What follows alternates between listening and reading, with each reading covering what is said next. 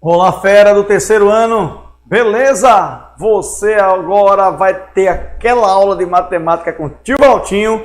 Estou aqui para trazer para você o complemento da aula 17, que falava para você sobre o princípio de Cavalieri. Lembra disso? A aula de terça-feira. Se você, por acaso, chegou nessa aula, que é a aula 18 aqui de matemática do KPE, e chegou de paraquedas nessa aula agora, sem ter assistido a aula 17, depois você tem que assistir a aula completinha 17 para entender melhor todo o conceito da aula de hoje, tá bom? Mas eu não vou deixar você voando na aula de hoje não. Fica aqui com a gente. Traz aí a tua atenção toda para a nossa aula de agora.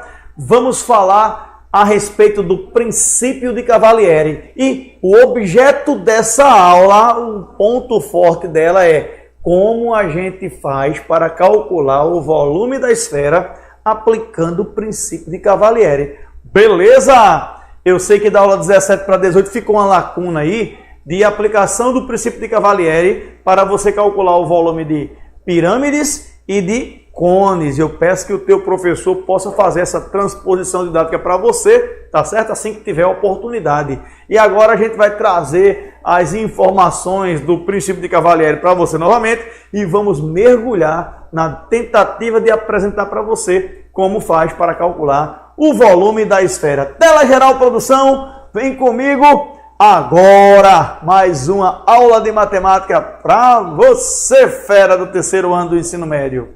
E hoje vamos complementar aí a ideia do princípio de Cavalieri.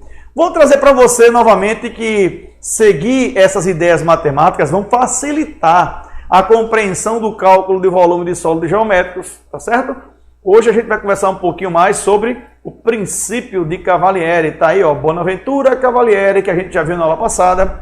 Nasceu na Itália no final do século XVI, foi discípulo de Galileu e deixou uma contribuição muito importante na área de óptica e de geometria, beleza? Continuando, a gente vai começar a lembrar do princípio que ele deixou para a gente para cálculo de volume de sólido geométrico. Olha só.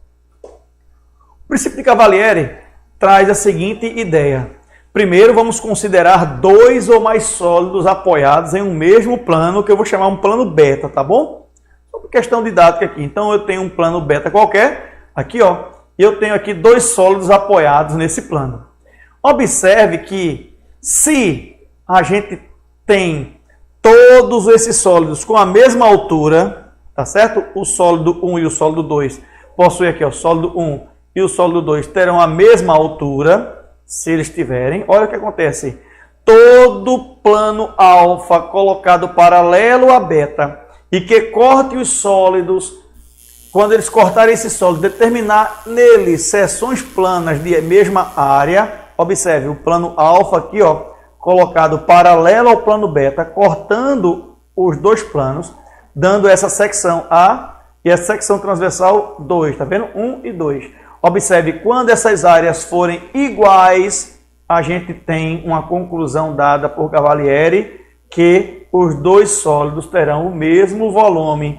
Então, eu considero um plano na base dos dois sólidos e um plano paralelo a esse plano inicial. E se essas secções transversais tiverem a mesma área, os dois sólidos tendo a mesma altura terão volumes iguais, beleza? E esse é o princípio de Cavalieri. Conta para mim, Aninha.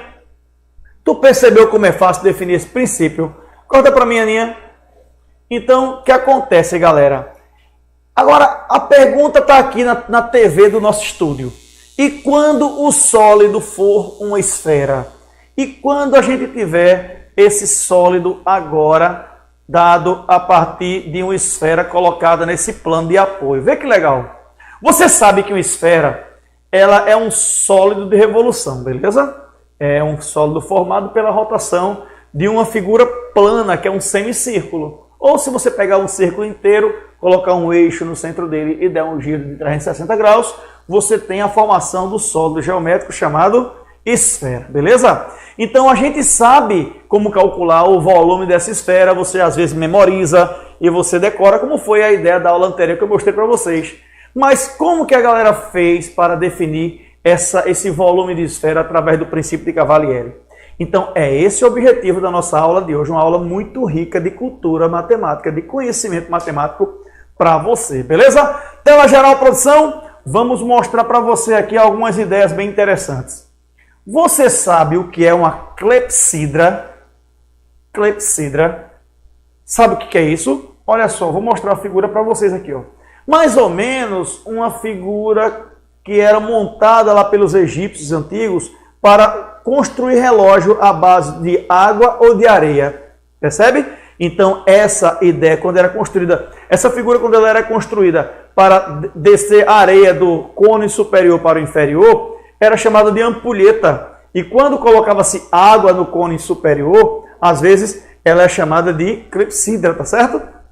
Então, essa figura daí traz para a gente uma formação geométrica muito importante para a gente definir agora o volume da esfera. Olha só, observe que eu tenho também uma outra figura chamada de anticlepsidra. Olha que legal, vou mostrar para vocês aqui, ó.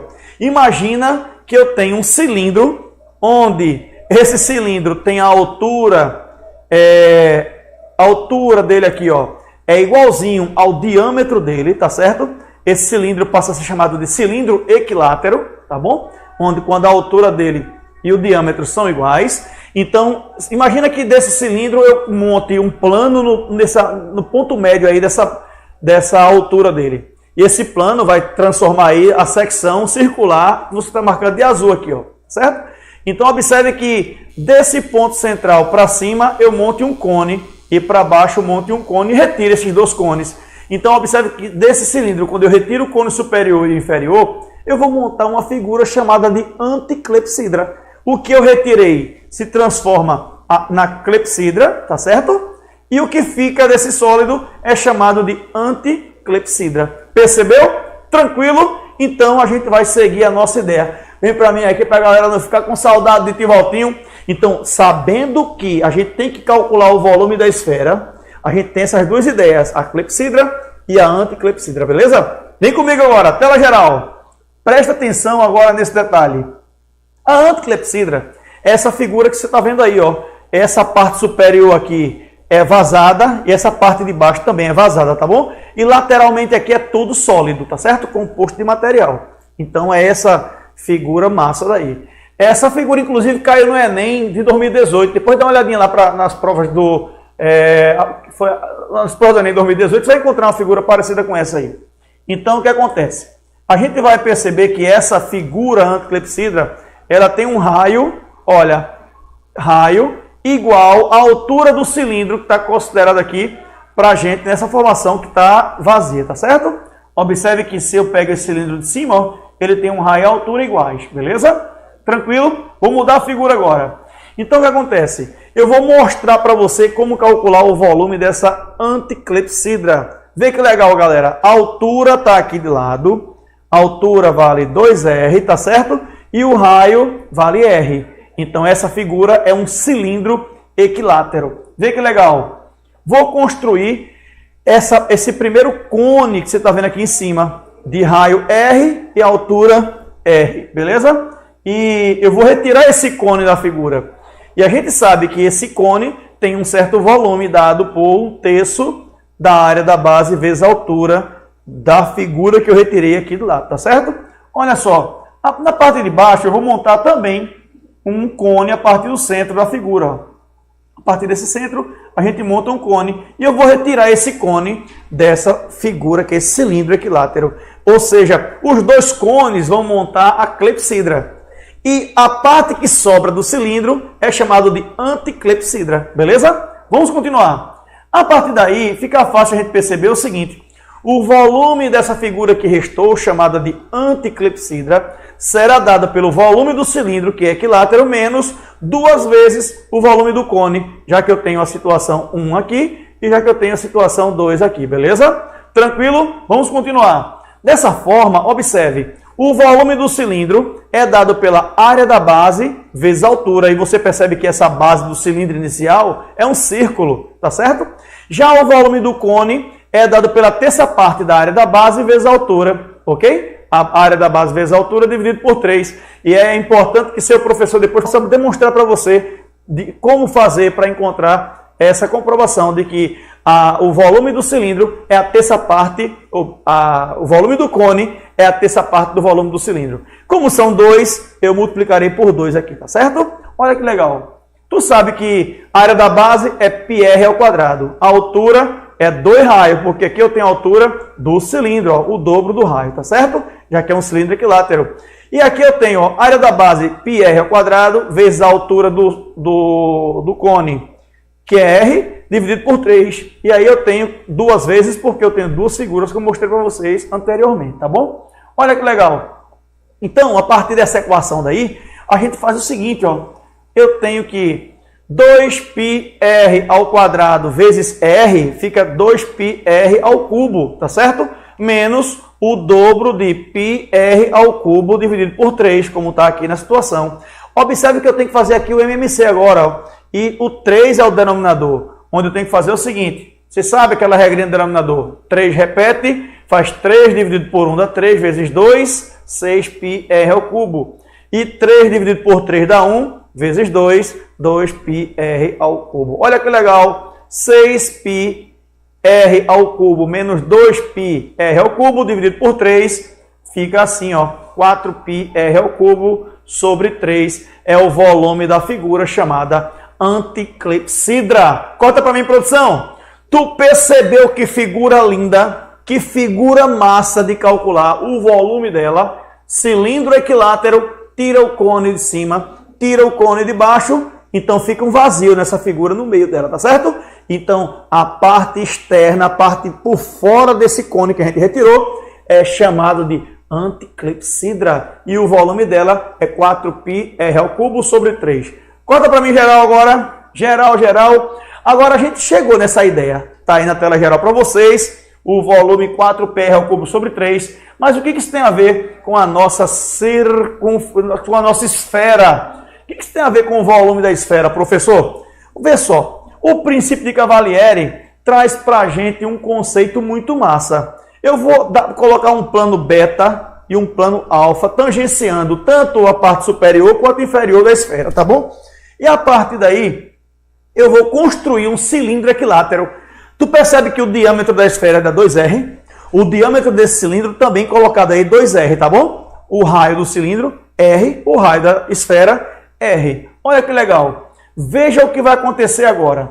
Se por acaso eu construir essa anticlepsidra, montando as diagonais aí, ó, como se fossem diagonais que passam de um ponto extremo aqui do diâmetro do círculo superior até um ponto na base aqui, ó, passando nesse centro da figura, observe que eu vou ter essa figura já montada para você, que você já conhece. Eu tiro o cone superior, tiro o cone inferior, eu mantenho aí o que a gente chama de anticlepsidra, percebe? Olha que legal agora. Tá aí somente a esfera e a anticlepsidra. Eu recuei o plano alfa para encontrar o plano beta. Corta para mim aqui. O plano alfa estava lá na parte superior, percebeu? Eu desci para o centro da circunferência e também o centro do cilindro ali. E tu percebeu que esse plano é paralelo ao plano beta. E a área azul da esfera, assim como a área dessa seção transversal do cilindro, são iguais. Ora, as figuras terão a mesma altura. Plano paralelo a essa base aí, observe que vão formar área igual. Mas será que em qualquer momento aí que eu ampliar, ou pegar o plano alfa, subir um pouquinho ou descer, será que eles terão a mesma área? Será que a área vai ser igual? Observe, galera, que esse plano beta tangencia a esfera num ponto, e ponto não tem área, beleza? Assim como na anticlepsidra, aqui essa parte de baixo, ó, é toda vazada. Então só tem um ponto de contato e outro ponto de contato. Então a área também é nula. Ou seja, por enquanto serve o princípio de Cavalieri. Mas vamos aprofundar. Se eu pegar esse plano alfa e subir um pouquinho mais, chamando esse plano de gama, eu tenho um plano que vai tangenciar, vai seccionar a esfera nessa áreazinha amarela e vai também formar uma secção transversal ali na anticlepsidra, que vai gerar para a gente uma coroa circular. Percebeu? Olha que legal, galera. Tu vai perceber agora uma coisa muito massa. Essa área amarela é a área de um círculo. E a área amarela da anticlepsidra é uma coroa circular. Vamos verificar se essas áreas são ou não iguais. Se forem, está provado o que a gente quer. Olha que legal.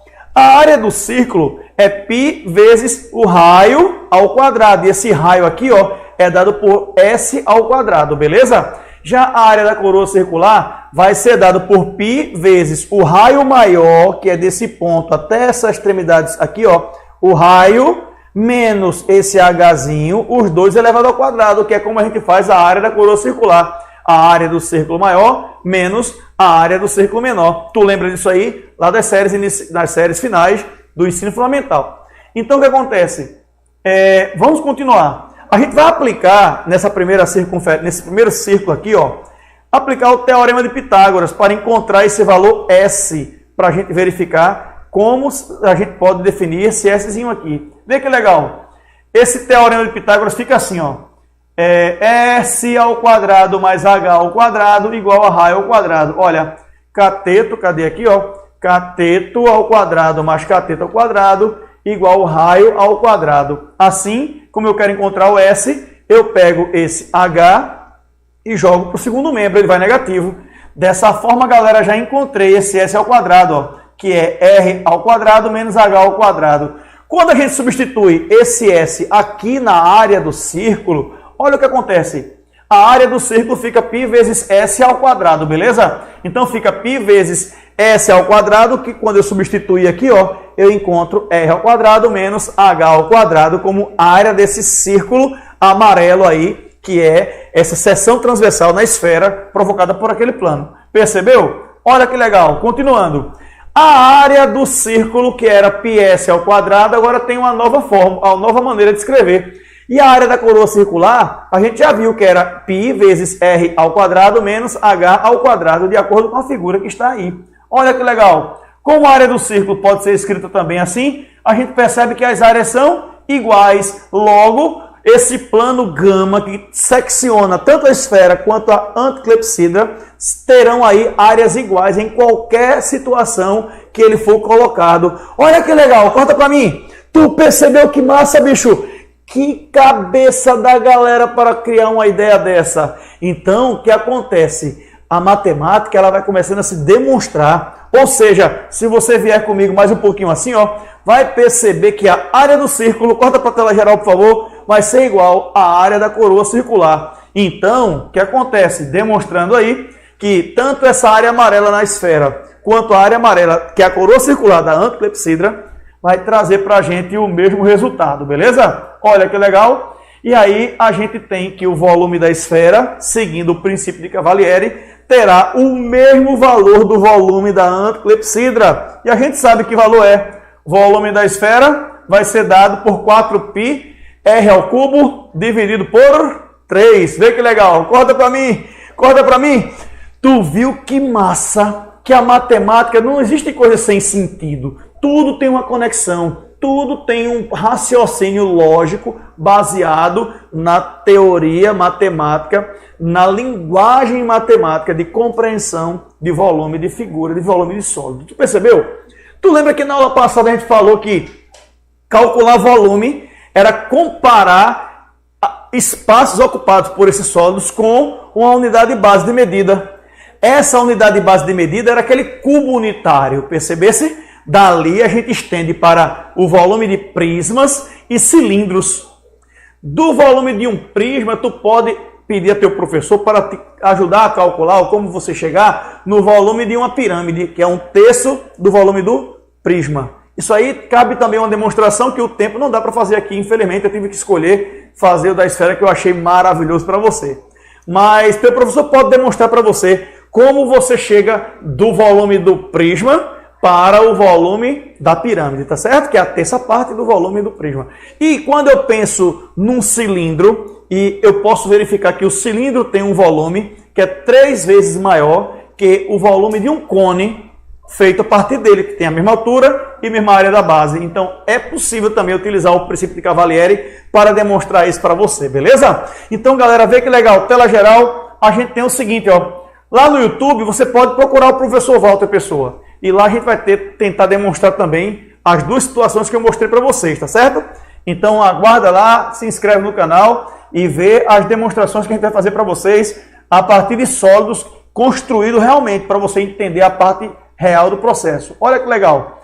Aí eu posso decorar, eu posso memorizar essa ideia do volume da esfera. Você vai dizer assim, 4πr ao cubo sobre 3, e a área da superfície da esfera, que a gente não vai demonstrar aqui, é dada por 4πr elevado ao quadrado, tá bom? Então lá no canal do professor tem uma música massa, uma paródia que o professor fez para explicar para você memorizar e nunca mais esquecer de escrever correto o volume da esfera. Vou dizer para vocês, 4πr ao cubo sobre 3. Vai lá no canal que você tem essa brincadeira, essa parte de diversão, para você nunca mais esquecer como calcular o volume da esfera, beleza? Olha que legal. Vou deixar para vocês aqui esse primeiro desafio. Olha bem, o desafio diz o seguinte, é uma questão da UPE 2014. A cisterna de uma casa tem o formato de um prisma retangular com capacidade de 200 litros. A sua largura é metade do comprimento da base e a altura desse reservatório é de 4 metros. Com base nessas informações, qual a medida da base dessa cisterna? Então observe que aí eu tenho que associar ao volume de um prisma, que é a área da base vezes altura, beleza? E a questão está dizendo que esse prisma é retangular e tem a capacidade de 200 mil litros. E você já deve saber que cada 1000 litros é 1 metro cúbico. Então essas informações podem servir para você tentar responder essa questão, desafio número 1, beleza? Que é o volume de um prisma. O desafio 2 que eu trago para você aqui é o seguinte: Enem 2017, uma empresa especializada em conservação de piscinas utiliza um produto para tratamento de água cujas especificações técnicas sugerem que seja adicionado 1,5 ml desse produto para cada 1000 litros de água da piscina. Olha, essa empresa foi contratada para cuidar de uma piscina de base retangular de profundidade constante igual a 1,7 metros, com largura, comprimentos iguais a 3 metros e 5 metros, respectivamente. O nível da lâmina de água dessa piscina é mantido a 50 centímetros da borda da piscina. A quantidade desse produto em mililitro que deve ser adicionada a essa piscina, de modo a atender as especificações técnicas, então observe, corta para mim, produção, de novo, não tem no texto aí o volume de um prisma, que é a piscina, porém a piscina não está completamente cheia até a parte superior da altura, ela tem aí uma certa redução de água. E além disso, quando você calcular a quantidade de líquido da piscina, vai ser dado em metro cúbico, você lembra que 1 metro cúbico dá 1000 litros, e você tem a capacidade em litros dessa piscina, e aí você faz uma regrinha de 3, e associa para cada 1000 litros de água, 1,5 ml desse produto, regrinha de 3 simples, e tu resolve a questão, beleza? Tela geral, eu tenho aqui um desafio 3, olha que legal. Um reservatório industrial de aço usado para armazenamento de cereais, conhecido como silo, formado por um cilindro circular reto com 8 metros de altura e raio interno medindo 2 metros e uma semi-esfera em sua parte superior, usando π valendo 3,1. Qual é a capacidade de armazenamento desse silo? Olha aí, que questão legal, galera. Corta para mim, por favor. Tu vai calcular o volume do cilindro, a altura está aí, o raio interno está aí, e nesse cilindro a gente complementa a metade de uma esfera, beleza? E aí você vai calcular o volume da esfera, divide por 2 e soma com o volume do cilindro. Vê que legal! Você vai jogar todo o teu conhecimento de geometria espacial para resolver esse desafio 3, beleza? E para a gente encerrar, eu deixo para vocês aí printarem a tela geral. Se der para colocar a tela geral, a gente vai tentar colocar para você, printa essa tela e tenta responder essa questão que associa também com volume de esfera, beleza? Galera, um beijo no teu coração, eu quero que você acompanhe essas aulas desde a aula anterior até agora, tá certo? E semana que vem, o professor Antônio está com vocês aqui com um novo tema de matemática, tá bom? Vai lá no canal que eu vou complementar a demonstração do volume de pirâmides e volumes de cone, beleza? Cheiro, canal Volta Pessoa, um cheiro para vocês, valeu, fui!